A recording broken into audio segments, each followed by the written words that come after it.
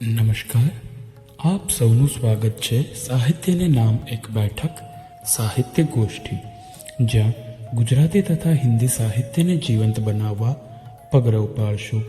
પાપા પગલી કરતા આ સફરની શરૂઆત કરવી છે.